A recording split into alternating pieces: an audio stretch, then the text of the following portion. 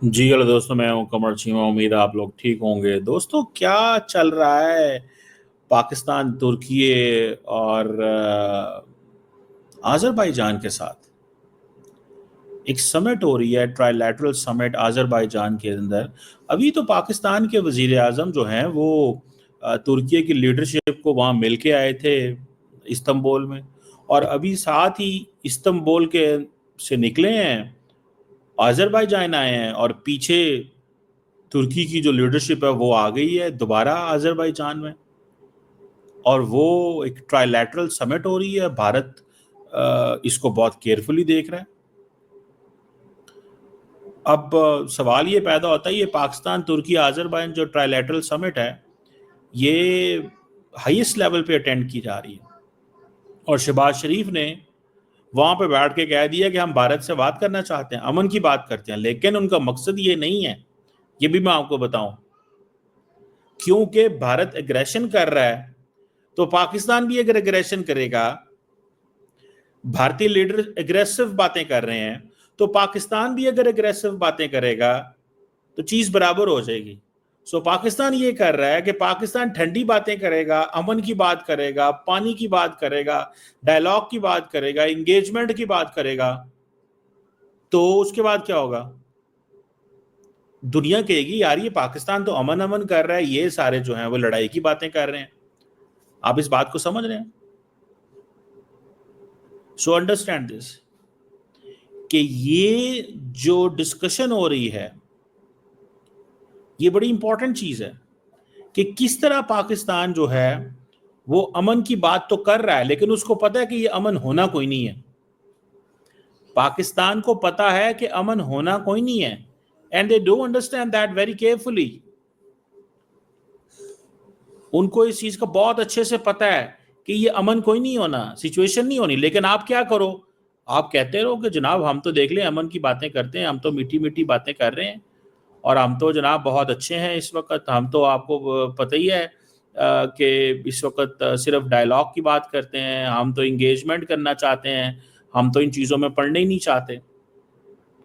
सो पाकिस्तान के जो larger game plan मुझे नज़र आ रहा है वो ये है कि मेक इंडिया और declare India as an aggressor country. Because वो खुद बोलते हैं, वो खुद हर जगह बोलते हैं हमने नहीं बात करनी पाकिस्तान से।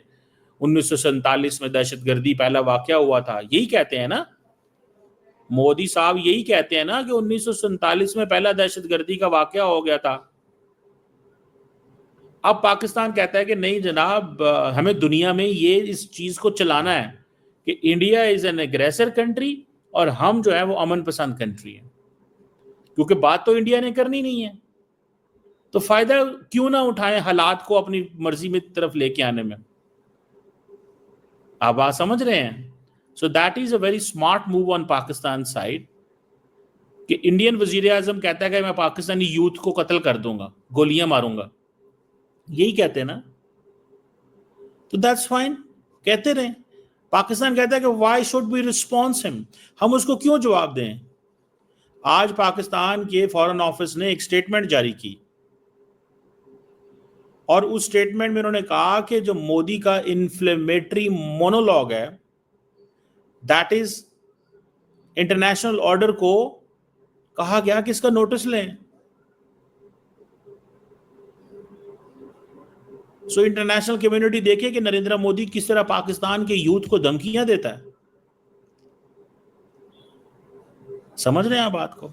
Just understand that and just इसको स्टडी करें। अच्छा, वो बात तो समझ आ रही है आम बंदे को यार, ये कर क्या रहे हैं मोदी साहब। तो वो जो मोदी साहब कर रहे हैं, या जैसे मोदी साहब कर रहे हैं, वो कहते हैं यार ये चीज ठीक है, explain this case to the world, दुनिया को इस केस को एक्सप्लेन करें। और जितनी जल्दी वो इस केस को एक्सप्लेन होगा, तो खुद ही चीज आ जाएगी वो सामने। तो मुझे ऐसे लगता है that Pakistan should be very very careful, कि एक तरफ हम कोशिशें कर रहे हैं कि किसी न किसी तरीके डायलॉग हो, अमन हो, इस तरह की चीज़ें हों, लेकिन दूसरी तरफ पाकिस्तान बहुत कैलकुलेटेड तरीके से अपना माहौल भी बना के रखा हुआ है। और वो माहौल यही है کہ ٹھیک ہے جناب آپ ہمیں برا بھلا کہیں ہم آپ کو کچھ بھی نہیں کہیں گے, آپ ہمیں برا بھلا کہیں ہم آپ کو کچھ نہیں کہیں گے. دس از دی سچویشن. اس کو ذرا سمجھیں اس گیم پلان کو.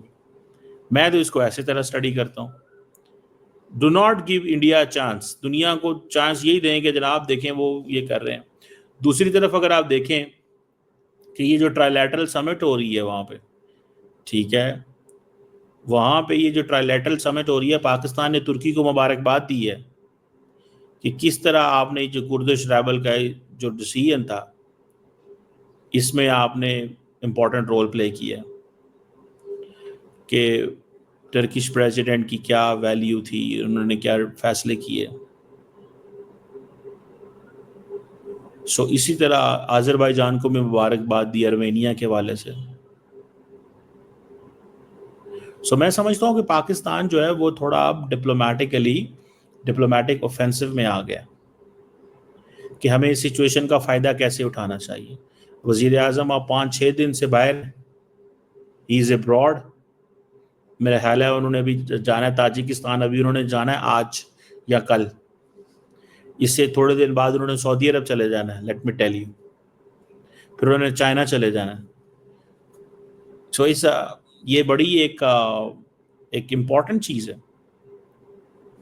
Never underestimate this thing. So Pakistan جو ہے وہ سمجھ رہا ہے کہ ترکی, آذربائیجان اور پاکستان یہ تینوں مل کے ایک انڈکلیئرڈ انفارمل ایک ملٹری الائنس بنا لیں. اس کو بھی انڈر ایسٹیمیٹ نہیں کرنا چاہیے. انڈکلیئرڈ ایک ملٹری الائنس بن جائے. اگر یہ الائنس بن جاتا ہے تو that is going to be very much beneficial. Pakistan یہ سمجھتا. اب دیکھنا یہ ہے کہ واقعی پاکستان اس حد تک جاتے ہیں یہ تمام ممالک, کیونکہ ایک چیز تو میں آپ کو بتاؤں, this is an undeclared military alliance. اس کی وجہ کیا ہے؟ وجہ آپ کے سامنے ہے. بھائی مجھے ایک چیز سمجھا دیں بس, ایک just make me understand one thing. آپ کو نہیں لگتا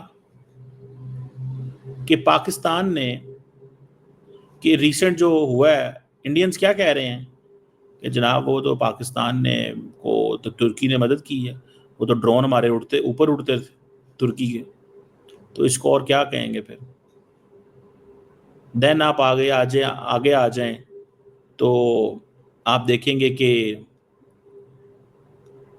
جو آذربائیجان ہے اس نے بھی یہی کہا ہے کہ ہماری طرح کی مدد سپورٹ $2 ارب ویسے پاکستان میں خرچہ کرنے لگے ہیں. It is something very very significant. یہ بہت سگنیفیکینٹ چیز ہے, میں آپ کو بات بتاؤں. لیکن کوشچن پھر وہی ہے کہ ایک طرف پاکستان کے پاس یہ چوائس ہے, کہ پاکستان کیا کرتا ہے, کس حد تک اس ملٹری یہ جو الائنس انفارمل الائنس ہے اس کو لے کے چلتا ہے. لیکن ایک چیز تو پتہ ہے کہ now India will not have to deal with Pakistan alone. Pakistan کو اکیلے انڈیا کو جواب نہیں دینا ہوگا. اگر انڈیا پاکستان سے جنگ لڑتا ہے تو چائنیز, ٹرکس, آذربائیجان یہ پاکستان کے ساتھ کھڑے ہوں گے. ایٹ دا مومنٹ میں اتنا آپ کو بتا سکتا ہوں. India has been able enough to get the support of some of the Muslim countries. کچھ مسلم کنٹریز کی انڈیا سپورٹ لینے میں کامیاب ہوا ہے, اس کو ہمیں ماننا چاہیے. میں سمجھتا ہوں کہ یس دس از دا ریالٹی, یہ سچویشن ہے, ایسے حالات ہیں. But that does not mean کہ تمام مسلم ملک انڈیا کے ساتھ کھڑے ہوں گے. تمام, میں نہیں اس کو ایسے سمجھتا. آئی اسٹل انڈرسٹینڈ کہ کچھ ملک جو ہیں وہ پاکستان کے ساتھ ہیں, کیونکہ عرب ممالک کی پوزیشن ڈفرینٹ ہے. عرب ممالک جو ہے ان کو پتا تھا کہ یہ کانفلکٹ لمبا نہیں رہنا, چھوٹا کانفلکٹ ہوگا. So let's keep it this way the way it is. اس کو ایسے ہی رکھو جس طرح یہ ہے. So is this going to be a sort of military alliance undeclared, کیونکہ ایک طرف یاد رکھیے Türkiye is a NATO country. Türkiye جو ہے وہ ایک نیٹو کنٹری ہے. ترکیہ کوئی عام ملک نہیں ہے. گو کے انڈینز کہتے ہیں کہ ہم چھوڑیں گے نہیں ترکیہ کو, یہ کر دیں گے وہ کر دیں گے, لیکن وہ کہتے ہیں نہیں یہ تو ایک نیٹو کنٹری ہے. ایک نیٹو کنٹری کے ساتھ کیسے آپ اس طرح چل سکتے ہیں؟